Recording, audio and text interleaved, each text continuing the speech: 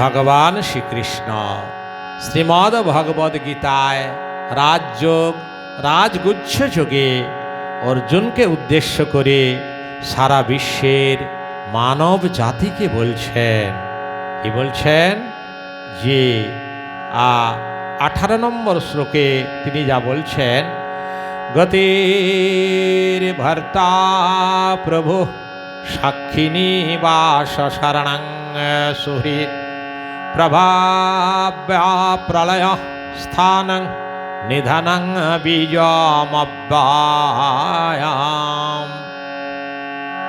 আমি গতি ভর্তা প্রভু সাক্ষী জগৎ আশ্রয় শরণ সুহৃদ উৎপত্তিস্থল সংহরতা প্রণয় এবং আমি বিনাশহীন বীজ স্বরূপ। তপম্যাহমহং বর্ষং নিগৃহ্ণামোৎসৃজামি চ অমৃতং চৈব মৃত্যুশ্চ সহসচ্চাহমর্জুন। হে অর্জুন, আদিত্য রূপে আমি তাপ দান করি, বৃষ্টিরূপে আমি বর্ষণ করি, আমি জলরাশি আকর্ষণ করি, আমি জীবন, আমি মৃত্যু, আর আমি সৎ এবং আমি অসৎ।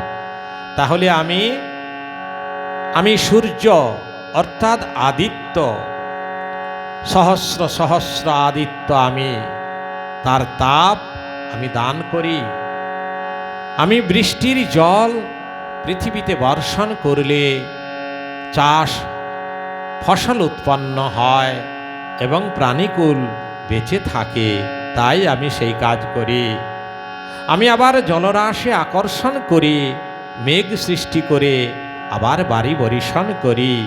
আমি জীবন দান করি, আবার আমি মৃত্যু, আমি সৎ এবং আমি কিন্তু অসৎ বলে জানবে।